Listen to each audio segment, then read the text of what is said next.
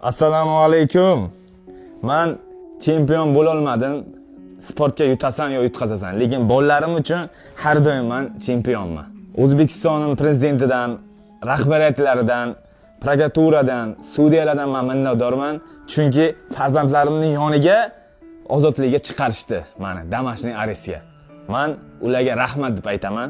Shu musobaqamdan keyin hayotim juda ham teskariga aylanib ketyapti.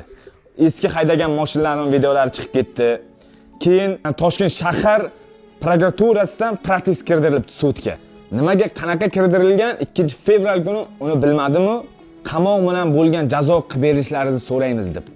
17-fevral kuni bizni sudga chaqirishgan. Meni qamoqqa bo'lgan jazo bilan almashtirishlari mumkin. Farzandlarimni ko'ziga men qamoqqa vaqtim quvonch yo'q edi. Men ko'chaga chiqdim, farzandlarim hammasini ko'ziga quvonch bor. Ota farzandlarning yoniga bo'lsa quvonch bo'ladi. Mayli meni qamab qo'yishi mumkin. Men o'zim qornimni to'ydirishim mumkin. Men ichkariy bo'lib, lekin mana to'rtta bolamni qornini kim to'ydiradi? Farzandlarimni ko'zdan quvonch ketadi-ki.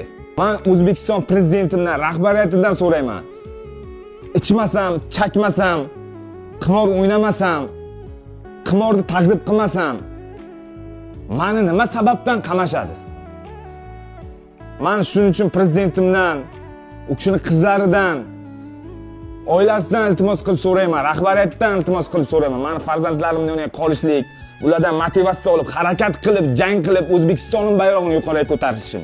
Men chet ellarga qiynaldim, shuncha yurdim, lekin O'zbekistonga kelib maza qilib yashayapman. Bundan men faxrlanaman o'zbekligimdan. Shuning uchun men sizlarga chiqaman. Meni sudga chaqirishyapti. Protest kirdirilgan, uni qaytadan qamoqqa almashtirilsin deb. Qamoqqa aylantirilsa, men qamoqqa ketsam, farzandlarimning yoniga, meni ota-onamning yoniga kim qolishi mumkin? Bu bosh egib video qilish emas. Farzandlarim uchun har bir ota hamma narsaga tayyor turadi. Uydan chiqmaslikka tayyor turadi. Farzandlar uchun hamma narsaga ota tayyor turadi. Sizlarga shuning uchun murojaat bilan chiqaman. Xalqim, qamalishim oldidan video qilganman. Mana chiqibman sizlarga rahmat aytdim. Prezidentimdan, xalqimdan yana ham sizlarga iltimos qilib, yana ham sizlarga chiqaman. Blogerlardan yetib borsin prezidentimga, rahbariyatlarda men qolishligim.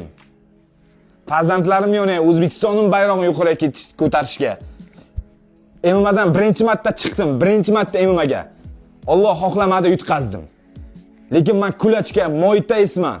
MMAni ham shug'ullanaman-da, men shunaqa qaytmayotgan bo'laman. Bayrog'imni yuqoriga ko'tarib, qanaqa O'zbekiston o'g'ilonlarini ko'rsatish uchun-ki. Shuning uchun sizlarga shu videoni qo'yaman.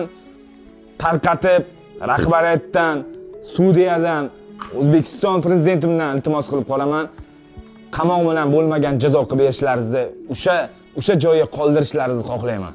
Hattoki jangning vaqti 9:30-9 ga o'yga bo'ldim. Men farzandlarimni yonayman. Men undan xursandman.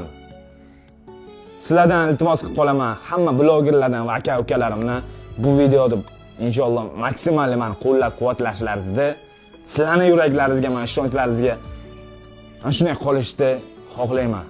Hammalaringizga rahmat sizlar.